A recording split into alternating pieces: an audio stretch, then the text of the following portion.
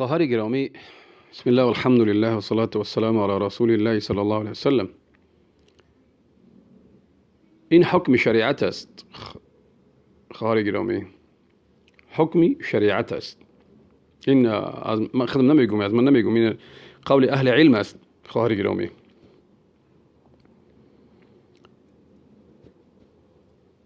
الله عز و جل یکم امری که میکند به زنها چی است؟ الله عز و جل یکم امری که میکند به زنها، این الله عز و جل میگد و قرن فی بیوتکن ولا تبرجن تبرج الجاهلیه الاولى. یکم امری که الله به زنها را میکند معنی چرا دارد؟ که قرن قرار گیرید در خانه هاتون، در خانه هاتون قرار گیرید. ای بیهوده از خانه نبروید، بیگان حاجت و نیاز داشتن از خانه بیرون نبروید. امر الله است، امر من نیست. خواهر گرامی، امر الله است که الله میگه قرن فی بیوتکن، در خانه‌تون قرار گیرید، ایستید و بیرون نبرایید. بچی به شکلی که مثلا زیب و زینتت آراسته هست، خوشبو زدگی هستی، حجاب شرعی پوشیدگی نیستی، به حتی و حاجت، اگر حاجت و نیاز داری میبرایی و حجاب شرعی در تنت باید باشد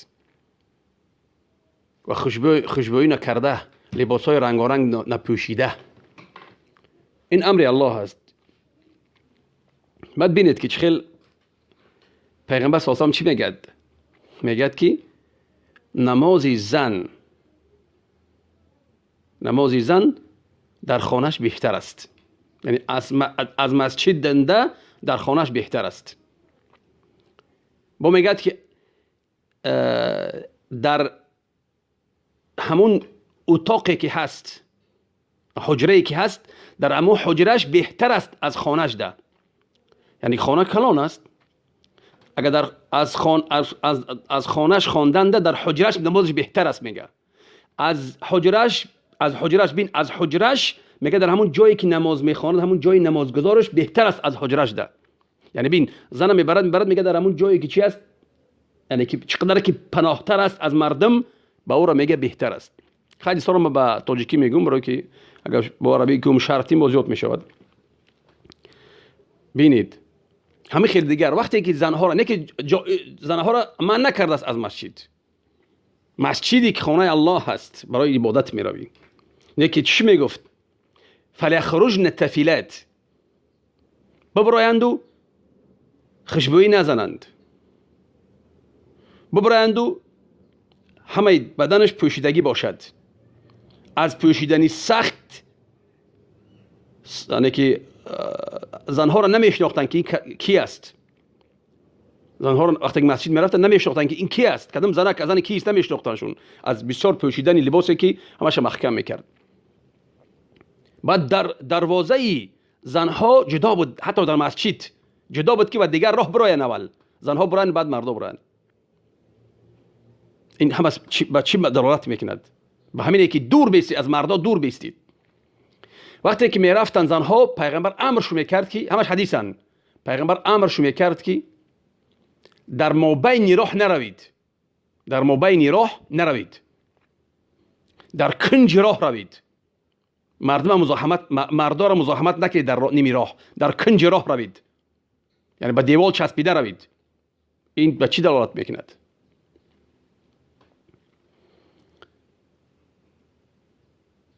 اگه در مسئله که زن مثلا کار کند، شرطا گذاشتگیان. زن کار کند به چی؟ در حالتی که ضرورت دارد، حالتی که ضرورت دارد. مثل که خواهرت میگوی که بی شوهر است، مثلا به شوهر بدن این ضرورت نیست. تو به شوهر بدن منوش برشو کن، یک از خواستگاری مت شوهر کن نیست تو به شوهر. سبب اساسی که زنها شوهر نمیکنند این اون حالتی است که پولدار میشوند. زن که پولدار شد خیلی اندیشه چقدر نمیکند. زن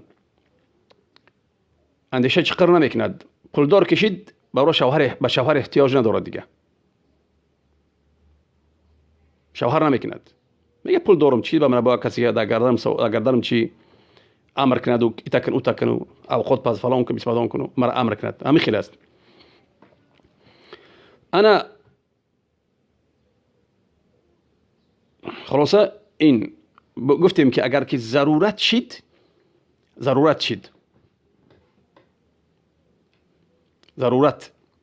حاجت شد، نیاز داشت سخت، اهل علم شرط گذاشتگیان. یکم شرط از خانه میبراید به حجاب شرعیش، به حجابی شرعی، همه بدنش کشاد پوشیدگی محکم.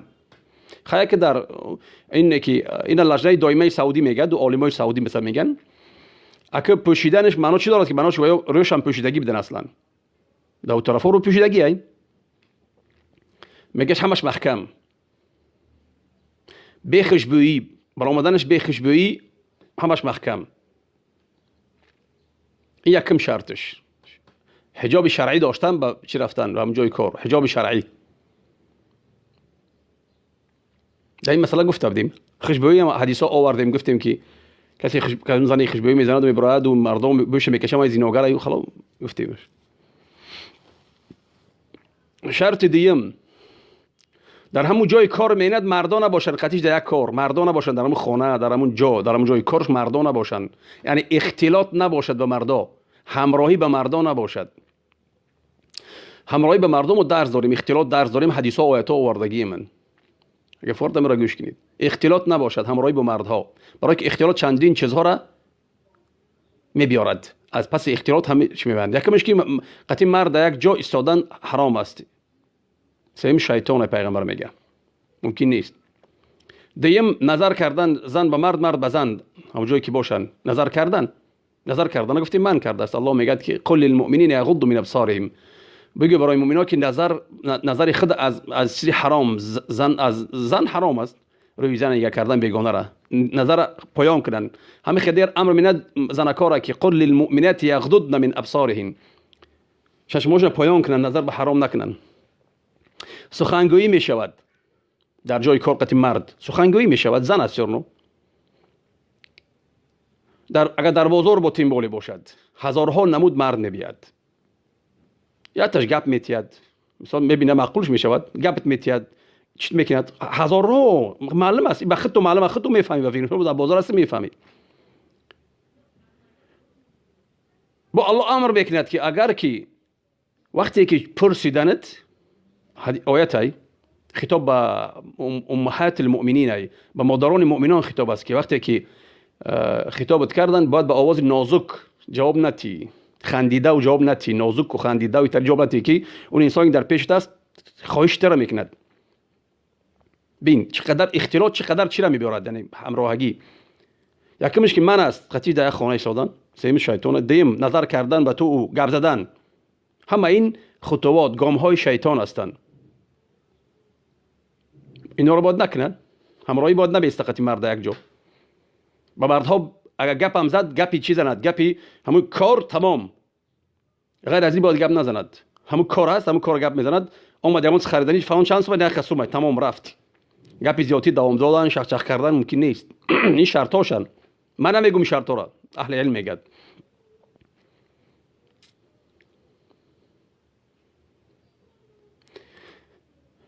کار تجارت، مثلا تجارت احتیاج به چی دارد؟ انسانی که تاجر است، زن و مرد سفر میکند، بار میخرد میارد.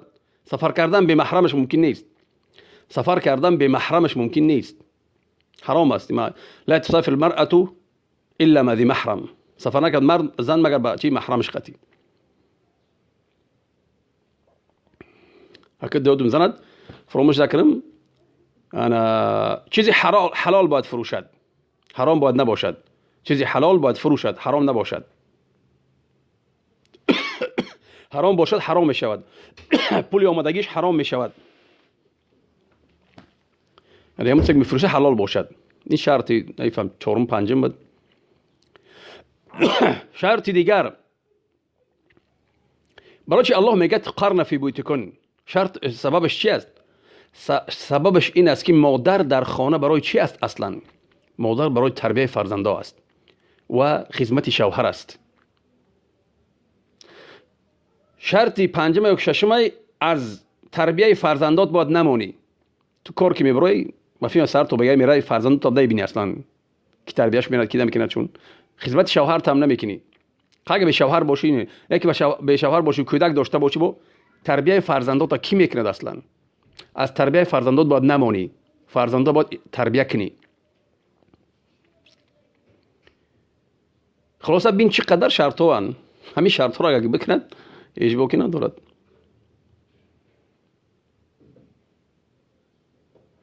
بعد درباره مادرمون خدیجه گفتی، وقتی که یک کس چیکی میکنه دلیل هوایی نیارد نگد. مثلا خدیجه رضی الله عنها مادر مؤمنان در کدام وقت تجارت میکرد؟ پیش از آنی که پیغمبر شوهر کرد، پیش از آنی که مسلمان بود اصلا، و تاجر بود پیش از آنی که مسلمان شود.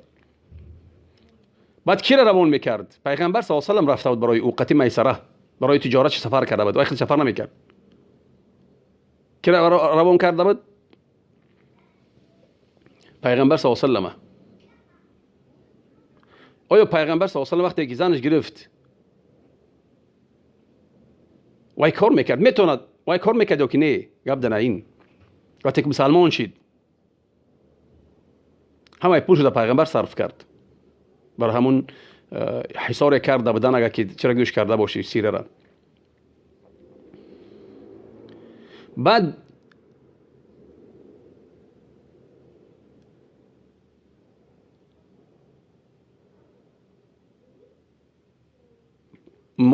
مادرمون خدیجه هم کی را روان میکرد تجارت؟ دیگر کسا را تجارت میکرد.